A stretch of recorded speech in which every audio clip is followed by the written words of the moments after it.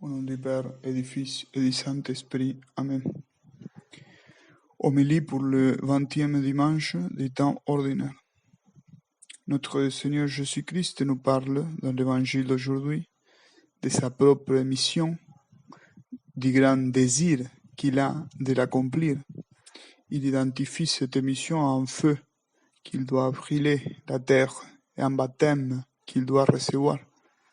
Et tout de suite après, il prononce des paroles qui peuvent d'abord nous déconcerter, qu'il n'est pas venu apporter la paix, mais l'épée et la division, même entre les personnes les plus proches, comme un père et son fils, une mère et sa fille, ainsi de suite. Nous pourrions poser la même question que pose l'un des saints-pères de l'Église, Saint Cyril. Que dites-vous, Seigneur?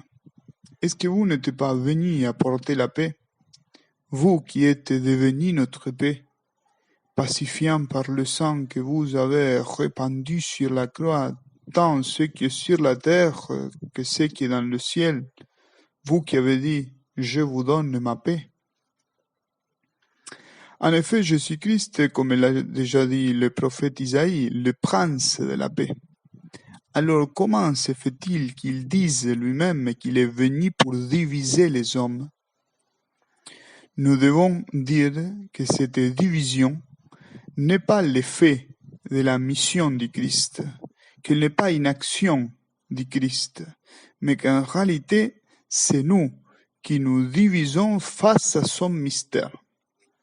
Jésus-Christ veut nous dire que pas un seul d'entre nous, pas un seul homme dans toute l'histoire n'est indifférent à son mystère. Même pour ceux qui ne le connaissaient pas, qui n'ont jamais entendu parler de lui d'une manière mystérieuse que Dieu seul connaît, le Christ vient et reçu ou rejeté selon la volonté de chacun. Notre vie entière est déterminée par notre acceptation ou notre rejet du mystère du Christ. Même pour nous qui croyons en lui et le professons, cette décision reste ouverte, car chaque jour nous devons le choisir, chercher sa volonté pour nous et l'accomplir. Ça, c'est notre combat quotidien.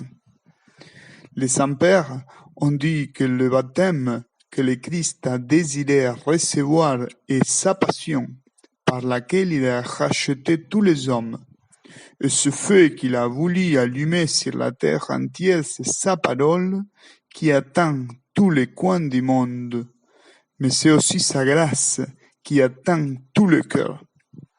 Cette terre dont parlent les Ovaires, disait par exemple Saint Jean Chrysostome, n'est pas celle que nous foulons aux pieds, mais celle que Dieu a formée de ses mains, c'est-à-dire l'homme, à qui Dieu inspire un feu tout divin pour détruire ses péchés et renouveler son âme.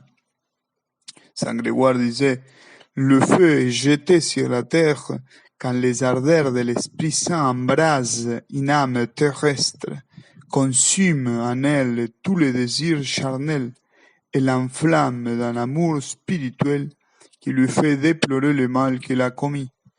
C'est ainsi que la terre est embrasée lorsque la conscience s'accuse elle-même et que le cœur est comme consumé dans les douleurs de la pénitence. C'est là que réside la division que le Christ annonce, dans l'acceptation du feu qu'il apporte pour nous purifier. Et c'est là aussi que réside notre jugement devant Dieu. Le Christ lui-même présente le jugement final comme une division entre ceux qui vont à sa droite et ceux qui vont à sa gauche, les uns vers la vie et les autres vers la mort éternelle, sans position intermédiaire. C'est une division qui se fait sur la base de nos œuvres et par rapport au Christ. Ce que vous avez fait aux autres, c'est à moi que vous l'avez fait. Cette vie que nous avons avant notre mort, nous devons faire des œuvres qui nous vaudront une éternité joyeuse. Le jugement que chacun de nous aura à la fin de sa vie devant le tribunal du Christ est une manifestation de l'usage que nous avons fait du temps qu'il nous a donné pour accepter sa grâce, c'est-à-dire pour lutter contre les péchés, pour pratiquer sérieusement les vertus et la prière. Nous devons donc penser à notre jugement comme une manifestation claire et patente de toutes nos œuvres devant la vérité qu'est le Christ, sans tromperie, sans excuse, sans apparence, selon la réalité de notre âme, et avec seulement deux sentences possibles, car il n'y a pas de demi-mesure devant le Christ.